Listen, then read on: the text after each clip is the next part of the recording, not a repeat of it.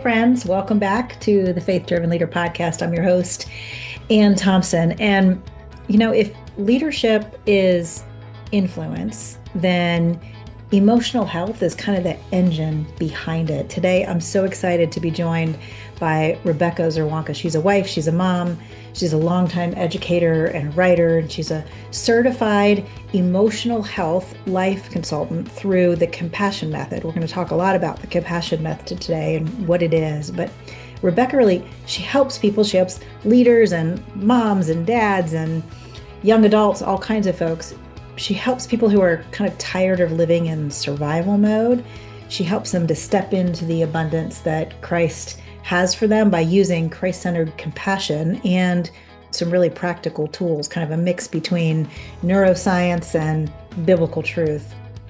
And in this conversation, we're going to unpack what the compassion method is, why it's both art and science, why it overlays, like I said, biblical truth with neuroscience. We're going to talk about triggers as an invitation, not a failure. We're going to talk about the 4 different types of stress responses, including the often missed fawning that you may or may not have heard of. How do we move from our child brain back to our clear adult brain? And Rebecca's kind of simple test for leaders. Are you clear-minded? Are you tender-hearted? And are you at peace?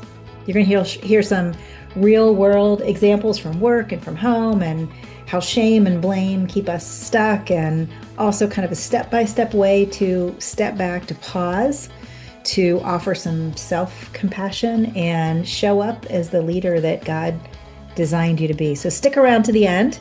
We're going to point you to Rebecca's favorite resources. We're going to point you to a great a podcast that I'm happy to tell you about, called the Triggered and True Podcast, and how to connect with Rebecca, for a one-on-one or maybe some workshop support. So let's jump right into the conversation. Well, Rebecca Czerwonka, I'm so excited to have you on the show today. I'm so I can't wait. excited to be here. Yeah. I can't wait. Well, you and I have been friends for a while now, and we've been talking about the work that you do and the work that I do. And it really hit me some time ago, several weeks ago, that, we don't often talk about emotional. Well, actually, a lot of people are talking about emotional health these days, but the connection between emotional health and faith and leadership isn't necessarily something that has been talked about a whole lot. So I'm really excited because I think the work that you're doing, I know the work you're doing is bringing a lot of freedom and release to a lot of people to really live as the leaders that they're called to be. So I'm excited for you to share a bit today with us.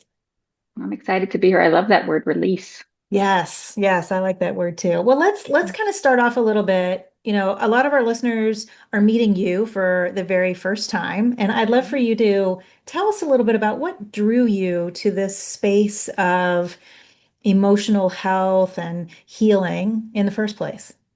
Sure. Well, I definitely have been chasing, I guess we could say, healing for a really long time, Hmm. and not quite getting what I was hoping. Like, there was just still so much pain. And actually, what drew me to the compassion method was that I just felt embarrassed about the way I kept showing up in Mm, my marriage, as a parent, in the workplace, even in my family relationships with like my sisters and brothers, sister-in-laws and brothers. Um, and so when I started to learn about the compassion method, it started to make sense. Things started yeah, to click. Like, I chased a lot of inner healing, biblical models, which all have, there's good things. yeah, And the compassion method kind of takes the biblical foundations and it mirrors it, or I should say, overlays it with okay. neuroscience. Ah, So yeah, there's real there's scientific proof that basically comes out of biblical truth of how we're made and what the Lord really wants for us as far yeah. as healing goes. So when I started to actually investigate and try out some of the different ideas from the compassion method, some of that healing that I'd been chasing for so long became kind of an afterthought. Instead, I Interesting. started to actually like connect and discover things about myself. And in the process, I just felt his love being able to get into Mm. places that hadn't been accessible for a really long time. Yeah, I think that really resonates with me. And, for our listeners' sake, Rebecca and I kind of crossed paths many times early in our lives, but then actually really officially met when we were both going through some inner healing Yeah. work with an amazing ministry down in Georgia. And it has been quite a journey, hasn't it? And I find that, I'm sure you've seen this too, but we didn't used to talk about this stuff. Our parents' generation didn't talk about trauma or emotional healing or inner healing. And the truth is that we've had all kinds of wounds in the world since the beginning of time, since the beginning of humanity. And, people are complicated. So I really resonates with me that finding a way to really connect with who we actually were designed to be and Right. let that be a source of healing actually makes a lot of sense, which kind of brings me to my next question. So there's all these different approaches in the world of emotional health, in the world of healing, in the world of psychiatry, and so many different approaches. Can you kind of explain in simple terms as best you can, what is the compassion method and what makes it different from some other tools out there? So that's a little bit of a challenge Okay. because because the compassion method um, isn't something that is like it's not a formula. Mm, It's both art and science. Art okay. being like, I would say, the walk with the Holy Spirit to the places that in our hearts or in our past that need love. Yeah. And it's also science Mm. because it's built on the idea that our brains are neuroplastic. That is always a hard word for me. It is. We've tried, I think we've had this conversation We're before. trying to say that word. Neuroplastic, Neuroplastic. We'll just say neuroplastic, that. neuroplastic. Yes, it turns out when the Bible says transform your mind, it actually Right. scientifically we're able to do that. Yes. Yeah. Yeah. Romans 12:2 is real. Yeah. Yeah. So, and compassion. So, for the compassion method, just is a process that helps us bring the substance of compassion, which is love, back into our souls, back Yeah. into the places that where we have unmet needs or pain. Yeah. Um, and those unmet needs and pain are typically coded into us from about 0 to 12 years old. We get Interesting. coded. Yeah. We all have basic needs. Even Yeah. Jesus was given a mother and a father Yeah. to provide for his soulish needs. Yep. He had a soul, Yeah. he understands He was this. human. He Yeah. was human, yeah. Yeah. So when we don't get these needs, which by the way, there's nobody on the face of the planet who had a perfect parent. Yeah. It just isn't, it's impossible. So we all have unmet needs. Yeah. And in the process, we, because we need connection as a child, like we need food and water, we will adapt ourselves in order to keep that connection with the caregiver. Yeah. Like, for example, maybe our mother or our father just weren't able to hear us. Mm. Yeah. And we need their love. So we figure out a way to change ourselves or put that part of ourselves away so that Hmm. we can keep connection, so that we Yeah. can keep love. And in the process, we end up in adulthood adapted from who we were created to be. Yeah. Yeah. And we are living out of this part of our brain that is our child brain, our amygdala. So when we didn't get that need met and we had to, and we knew we had to survive, and in order to survive, we needed connection, our amygdala it got coded on how to react. Yeah. and our amygdalas don't grow up, Yeah. you know? So, Yeah. let me take a sip of water here. I was thinking about, first of all, for listeners, when we say coded, it's CODED, not COATED, right? Ah, It's like right. coded, like a website is coded. But I was thinking about, somebody asked me recently how to describe, because you and I've done some of this work together. Sure. I've been a client or a patient or a whatever you want to call me, right, of you. And the way I think about it is that when I get triggered by something, it's a clue, it's a sign, it's an opportunity for me to Yes. recognize that somewhere behind that there's some kind of an unmet need or some kind of pain Right. that I never got met for me in my Yeah. childhood, and now I'm still trying to get it met. Right. And that's creating this loop. And what I understand about the compassion method is it's helping me to identify how to soothe that trigger from way, way, way past so that I don't get, it's not that we're never going to get triggered again, but we don't get triggered the same way, not as Right. significantly, I guess, doesn't throw us off as much. Right. Because when we start to actually view those triggers as invitations, instead of Yeah. trying to modify the behavior, suppress Mm. the big reaction that we're having, and we start welcoming the trigger and saying, wow, you're here because you're trying to tell me something. Yeah. You're trying to show me pain that's there. And we Yeah. make space to go back and feel the pain that happened somewhere 0 to 12, and we're able to get comfort, bring compassion in there, then Mhm. this amygdala, this child part of our brain that is its sole purpose is to help us survive, actually finds safety. And Yeah. when it is able to find safety, it stops firing. So our logic and our adult brain can come back online. And that's where wisdom and empathy, there's like, that's where our Yeah. clear minded Yeah. decisions rest. And so that true self that's been there all along and it's just been covered up by pain, it actually has the ability to come forward and start Yeah. showing up Yeah. differently. It doesn't mean that we're not going to have big reactions Yeah. So because I we're human.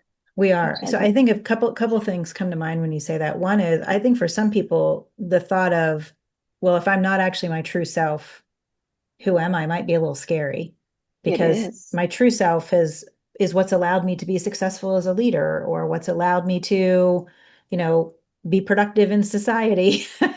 So I'm Right. curious, maybe give us an example of a trigger so that we can kind of demystify some of this because it's not as scary as it sounds. It's actually a beautiful thing. It's a wonderful, it's a very healing process. Healing's the best word for it. And I used that word Yeah. originally, release. Like there is something really beautiful in it. But maybe walk us through an example of a trigger that might happen Sure. at work or in our leadership, and how might we think about where that might be rooted from?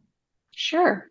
So, okay, so maybe a possible trigger that I'm familiar with is it has to do with fawning. Okay. So Explain what fawning, fawning is for people who yeah. don't know. So typically when we are reacting, having those big reactions, they fall under one of four categories. We're either in fight, flight, freeze, or fawn. And we're probably all really familiar with the first three. Yeah. Um, Fawning is where I need to try to make sure somebody else is okay so that Mm, I feel okay, so that I feel safe. It has nothing to do with me bringing my true self forward. It's more about me trying to read what the needs of someone else is. yeah. So kind of And people then pleasing, maybe it's is basically that's what I people think of as pleasing. fawning. Yeah. Yeah, in order to Okay. stay safe, in order Yeah. to maintain connection. So in a work setting, if I am not safe, if I don't carry safety within myself, and I'm trying to always read what my boss might need Yeah. me to be, then I'm in constant I'm working out of a triggered state. Yeah. That means I'm not bringing the fullness of my logic and I'm not okay. And we define okay as being tenderhearted, clear-minded, and at peace. That's beautiful. Parts of that might be able to come forward, Yeah. but not the fullness of that. And Right. so what my work environment is receiving is a little girl trying to survive. Yeah. Trying to make everybody Yeah, happy. trying to make everybody happy Yeah. when I have these gifts inside of me, they just can't come forward. They Yeah. can't come forward because they're being protected by this survival mode that Yeah. I'm in. So let's walk through that example. Let's say I'm working with, a coworker and or Mm-hmm. my boss, and I sense that they're not happy with me. And I Mm-hmm. recognize I start to get into this place of like, oh, what do I need to do to make them happy? Right. What might actually be going on underneath the surface there? I mean, I know you can't, with it's individual for each person, but give us an Sure. example, maybe from somebody you've worked with or time you've had to walk through this, or because I think everybody has struggled with this at some point or another. Sure.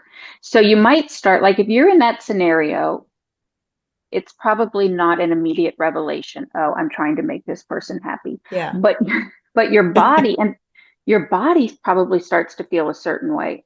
And Yeah. by the way, sometimes it's hard to actually delineate, oh, this is actually a triggered reaction because many of us have been living in a triggered state for so long that it feels familiar. Yeah. We don't even realize it. Oh no, actually that's a triggered response that I'm having right now. Hmm. So we might start to feel, like for me, I might start to feel my heart beat a little faster. A sure sign that I'm in a trigger is I start sweating. I Mm. start to feel a little like, oh, I'm sweating a little bit. Is it hot in here? Oh, Yeah. Yeah. and then I might sense just like my stomach sometimes feels a little Mm. funny with that. And so now that I understand, oh, wait a minute, that's a signpost. It's showing me there's some pain there. Yeah. Then I'm able to kind of pause. What I often do now that I've been working with connecting with myself is I often put my hand over my heart. I can be in the middle of a crowded room and I say, I see you. I see Mm. you. I hear something's going on. It's Yeah. real. I'm not going to abandon you. Yeah. Yeah. Because And then somehow in your childhood, you didn't feel seen or you right. felt abandoned. Yeah. So then And I start to that's, get really curious. yeah.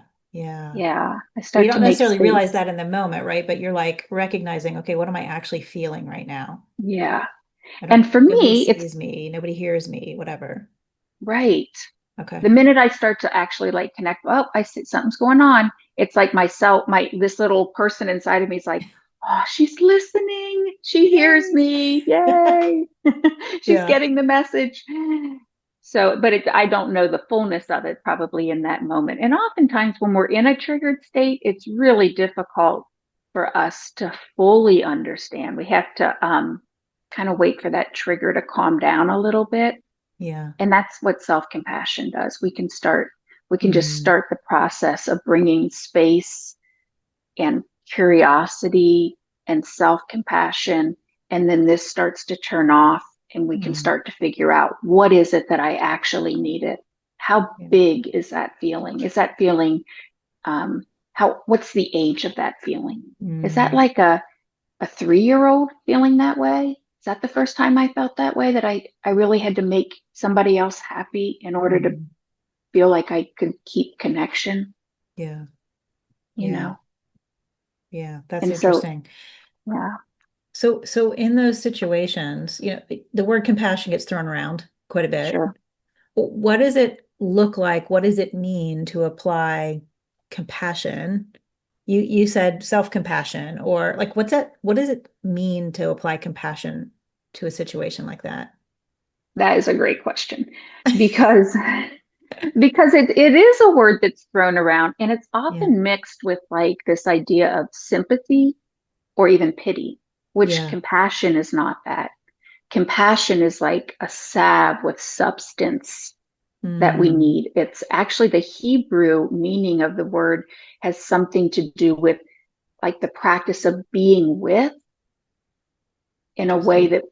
that is deep seated in connection. So we learn Yeah. how to, we're actually practicing being with our pain, not fixing it, Mm, not erasing it, not condemning, but allowing ourselves to feel and yeah. be with. And then the other part to compassion is it is love. And oftentimes the script we have rolling in our heads is not a script of compassion. So it's almost like learning a new language Yeah. to talk, to get the chance to talk to ourselves and be and experience what compassion feels like. Yeah. Compassionate words don't condemn, they don't judge, they don't belittle, they don't punish. They're Yeah. very soothing. And they also don't, um, pity kind of says you have to, you know, boy, I'm sorry you're in that situation. I hope it works out for you. There's a distance there. Yeah. Yeah. And sympathy also, it isn't about coming close, it's about noticing that you have pain. But compassion comes close. Yeah. Compassion is being with. Yeah. I think that the first part of the COM, the root of that, Yeah. even in Latin, right, is like Right. being with, and Yeah. passion so tied to love, like being with each other in a moment like that, and even learning to be with ourselves. I mean, I don't I everyone I've ever worked with and I have experiences in my own leadership in my own career, my own journey, is when pain comes up, I just want to avoid it. Mm.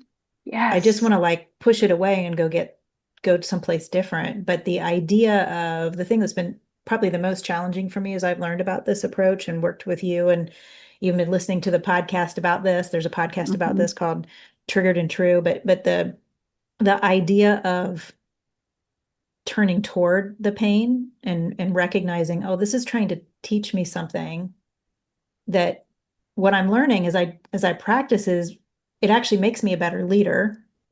Right. Because for years I thought I'm quite capable and I'm really good. I'm really good as a leader. But actually, when I really start to unpack this, I realized, well, actually, most of that time I was working out of my child brain, and my adult brain is much more logical, much wiser, Right. much more capable.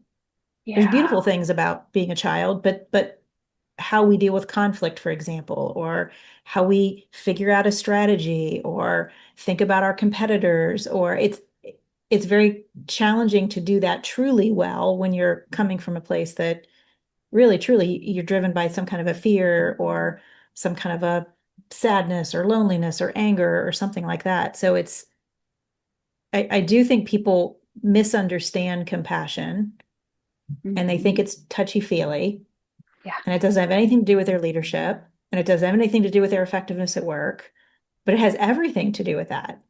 It does. It Yeah. does. And often my experience with working with myself and clients is that it does feel kind of like big idea ooey gooey Yeah. until you have a personal experience with it.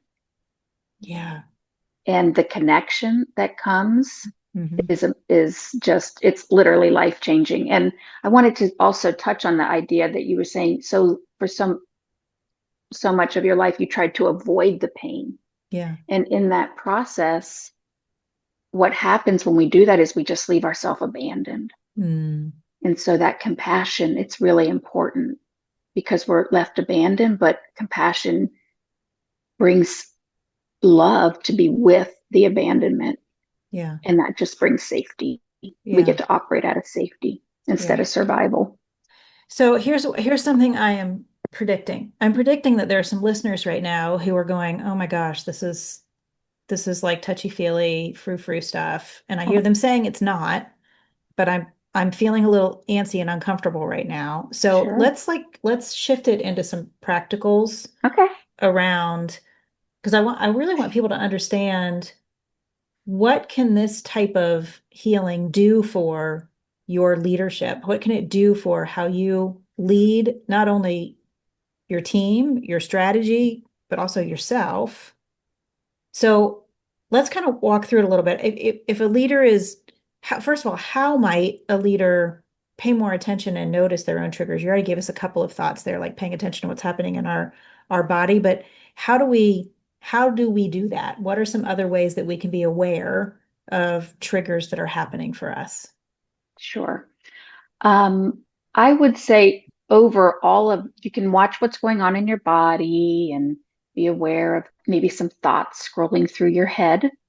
Mhm. Um, the overarching way to know, oh, I'm in a triggered state right now, is if you're feeling helpless or hopeless Okay. or trapped in some way, Okay. or even if you're feeling shame. Like if any of those, that's those are triggered emotions. Yeah. So when we start to feel that, we can say, wait a minute, this is a gift. It's a gift. I don't Yeah. like the way it feels, but it's a gift. Yeah. And um, start to make space for that because it wants to show us something. Yeah. So here's a totally rhetorical question. I swear it's totally rhetorical. When I've noticed that for myself and people I care about, that like when we start talking faster, our pitch rises. It's like everything we're saying has an exclamation point on it. We're it like our whole cadence of our language changes sometimes. To me, Sure, that's a trigger signal oftentimes. sure. Is it possible to be like righteously angry and that's not a trigger? Like, how do I distinguish between, no, I'm righteous to be upset right now. That's not a trigger. Mm, wow. I didn't plan that Sure. question, but I'm just thinking That's, about it right now. The times I like, for yeah, example, there are times that you might feel trapped. So sure. this employee is asking for this, my boss is asking for that. Those two things don't mix. I feel trapped, Yeah. and I'm So, starting to kind of, there's some of us who tend to yell our way out of those things or argue our way out of those things. sure, How do we sure. distinguish between being truly, I am actually trapped Right. and I am not? So a trigger is an irrational response. It's a Okay. response that's bigger than it needs to be to either a rational or irrational issue. So Okay. if you are trapped, that's a rational reason to Like feel physically trapped. physically trapped. Yeah. Right. However, if you're not clear minded, tender Mm, hearted, or at peace, you know you're in a triggered state. You know, and honestly, it's just biology. We're working out of our child brain. And yeah. brain scans, they've done some brain scans, and brain scans show that when that amygdala is firing back here, that child brain, your frontal lobe where your logic sits, where all three of those, your Yeah. empathy, the ability to be at peace, that turns off. It's Mm, offline. So when we're having a big reaction, it's in order to survive. It's back here. yeah. Even if I it's a rational, there's a rational threat. yeah, that makes sense. I think I have a post-it note on my computer that says clear-minded, tender-hearted, at peace. Because Mm-hmm. that's it that those three phrases I've learned to kind of be a reminder to me of that's my goal is to be there. And if I'm not tender-hearted in the moment, I'm angry and I want to punch somebody. Right. Right? Or I'm not clear-minded, I'm like I feel confused. That's Yeah. that's the opposite of clear-mindedness, right? And if I'm not at peace, I'm feeling like I have to take care of this right now. When I'm not one of those things, then there Yeah. must be something else going on. So I think those three, clear-minded, tender-hearted, and at peace, are important monikers for us to be thinking about Because like you said in the beginning, so many of us have lived our whole lives. I don't know if I ever told you this, but when I was a kid, my parents put names on our bedroom doors, and Hmm. they were big fans of alliteration. So my brother was Mad Mike, and my other brother was Crazy Chris, and I was Anxious Ann. Oh. And I just always was anxious. Hmm. And learning that that's almost the opposite of being at peace, right? Right. And so Yeah. recognizing that, well, it feels a little overwhelming to say I have that much to unpack, but the more I unpack it, when I am operating at peace, Yeah. tenderhearted, clear-minded, at peace, I'm a heck of a lot more effective, Absolutely. you know? And when you know, scripture says that you knew him before the foundations of the earth. Mm, And so when you stood toe to toe with him and he was like, Anne, I'm placing this part of me inside of you, mm, and you're the carrier on the earth. That's still there. It's yeah, still completely intact. And the more those triggers turn off and that clear-minded, tender-hearted, okay, Anne shows up, so does Evan, no matter yeah, where you are. yeah. Oh, that's so good. That's so good. Yeah. I'm Yeah. curious of the folks that you've worked with, or maybe some of the folks that you've journeyed alongside. What are some of the effects that they've noticed of on their leadership, or their, whether that's at work or in their families or their relationships, of working through some of these things? Sure. Well, it can run the gamut. Like one instance is with a client was just like that person knowing when they actually got really quiet and gave space and started listening, they realized that their how do I say this? That what they really wanted as a child, what their child self was showing them, had nothing to do with what they were doing now. Yeah. You know, Interesting. so it can be um, it can change directions. It can change a Yeah. person's directions, whether they're, I don't know, in the right seat on the bus, I guess you could say, you know, Yeah. when they start advocating for who they really are and Right. bringing safety there. Relationally, it just allows, let's see, I've seen people get pretty excited when they start to get heightened in that triggered state, especially in marriage. Yeah. And they're able to catch themselves before the train leaves the station, before their Mm, amygdala goes full blown, and they're yeah. able to say, whoa, wait a minute, this isn't me. This is a Yeah. triggered reaction. There's Yeah. pain. There's pain. So I'm going to pause, and that ability to pause shifts relationships. Yeah. You know, actually, I would say that ability to pause shifts lives. I think you know that you've written. That's a big part of how Yes. you help people, what you help Yeah. people do, you Yeah. know?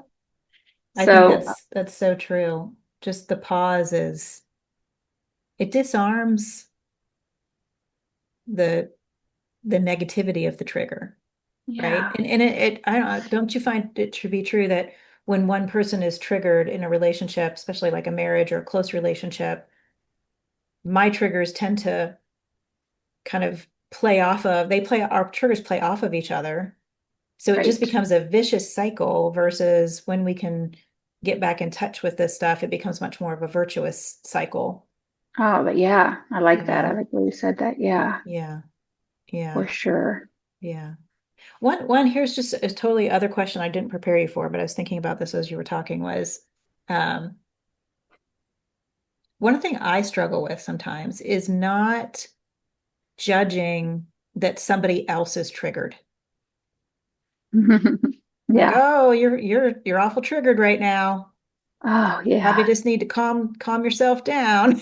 And I was thinking recently about, is that actually that I'm getting triggered because I can see this person isn't okay, and that's making me not feel okay. Yeah. I don't know. Would Yeah, you agree? Like oftentimes when we're in that place of saying we're kind of judging. I mean, we're not telling ourselves we're judging. We're telling ourselves we're being truth tellers. But many times I right. think we're actually judging. Yeah. Is Yes. that usually about some kind of Well, codependence or something like that? Like you're that needs noticing some that compassion somebody method else, work. Yeah. yeah, because you're noticing somebody else isn't okay, which is therefore making you not Yes. okay.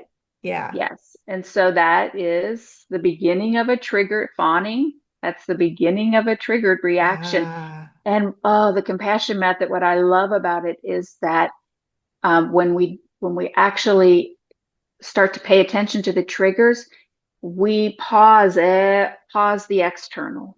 We stop Mm, all blame and we turn our attention 100% towards our own hearts to make yeah. sure that they don't get abandoned in the process. Because when our eyes are on fixing how that other person is acting, Yeah. we actually end up still abandoned in our heart. Yeah. So when we're Oh, able that's to so good.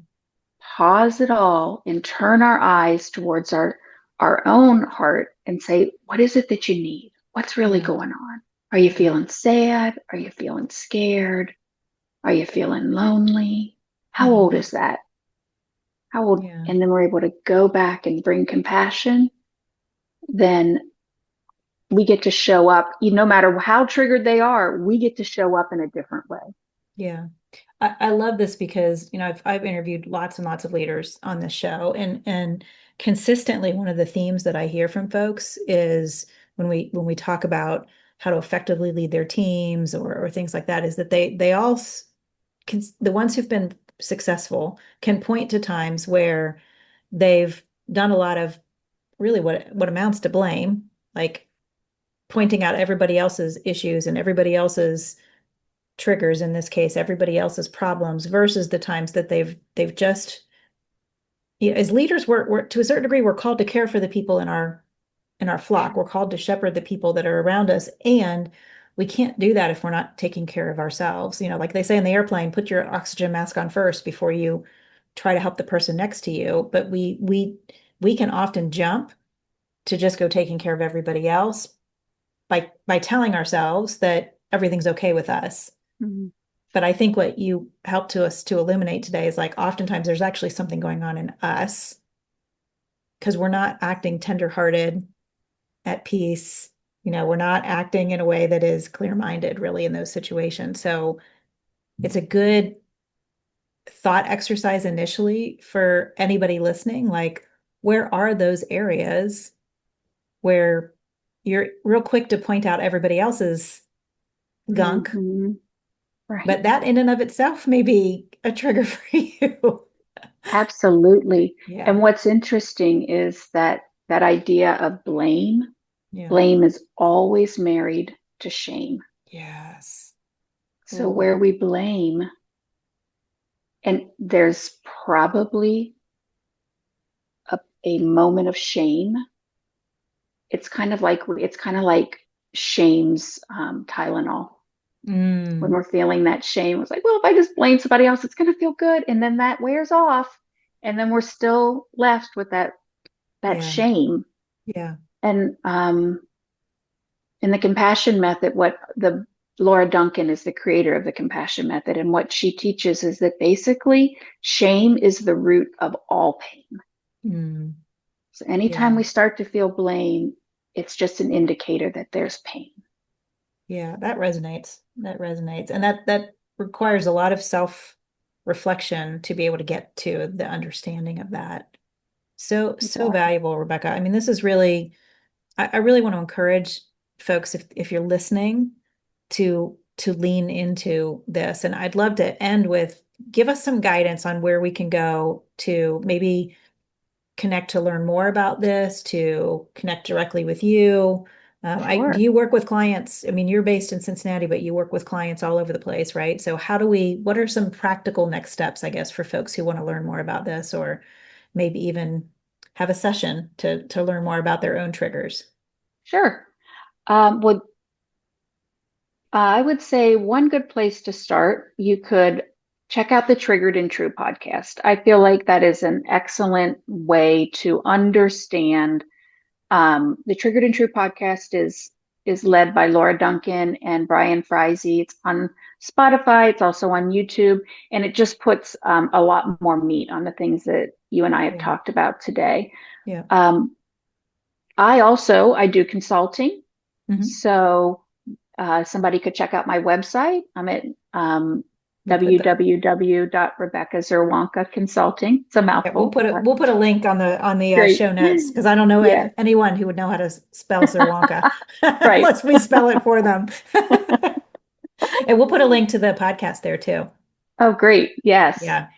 And so if you hop on my website, you can check out, I do one-on-one sessions, and I also do some packages where it's a little bit more teaching, right? Okay. I walk you through triggered self, true self, who your child self is, how to figure out what your needs are, how to bring in gifts, how to actually walk in the trueness of who you are. And then we also work through shame and blame. Okay. So that I do that more in the package setting. Okay. But yeah, I can meet you one-on-one or in person or with Zoom. Okay. Awesome. That sounds great. We'll have all those links in the show notes. And Rebecca, I just want to thank you. Like, I'm so grateful for the work that you are doing and the impact that I know it's having. I know several folks who are working with you who have just had tremendous breakthrough in their lives, and they're feeling peace that they've never had, which is a really beautiful thing. So thank you for the investment that you've made in your own leadership to lead yourself through this process, because it sounds like that was what the genesis of it was for you. And now to be able to bring that to other people, what a beautiful example of you getting in the right seat on the bus by doing this process. Yeah. Well, thanks for the encouragement. Sorry, I lost my headset there. Thanks for the encouragement and just the space to get to be with you. Absolutely. It's been really an honor. Thanks for being on the show. Okay, thank you. Wow, that was such a powerful conversation. And as always, a couple of truths that I'm taking away, a couple takeaways from that conversation. The first one is this idea that triggers aren't a problem. They're actually an invitation. So often we've been made to think that a trigger is a bad thing. I got triggered and I need to stop getting triggered. But I love how Rebecca talks about, and the compassion method teaches, that triggers are really just an invitation. There's a gentle signal from God and from your own heart, really kind of saying, there's something here that needs some love. There's something here that needs some attention. Second big takeaway is this idea that compassion is what really bridges the gap between what we know to be true and how we actually show up. It's not weakness. Compassion isn't weakness or pity. It's the doorway actually to real strength and to peace. And then the third takeaway, that is that leadership that is emotionally healthy looks like these three things: clear-minded, tender-hearted, and at peace. And when we are clear-minded, tender-hearted, and at peace, that's when the Holy Spirit can really work through us as leaders, as parents, as spouses, as friends, as daughters and sons, and all of the different roles that we play.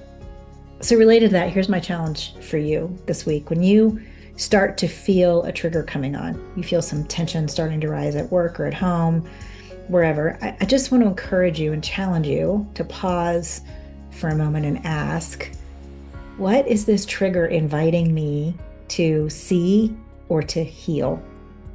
And I want to remind you, you might be surprised by what God reveals in that. Now, you can find links to Rebecca's work. You can find links to the Triggered and True podcast, which we talked about, and some other resources as well in the show notes. So please be sure to check those out. And if this episode stirred something within you, I'd love to hear about it. Please feel free to reach out to me, schedule a coaching conversation, or feel free to reach out directly to Rebecca as well. All right. Well, until next time, friends, thank you so much for joining us. And I just want to encourage you to be at peace, to be clear-minded, and to be tender-hearted in your leadership. And I will see you again next time on The Faith-Driven Leader.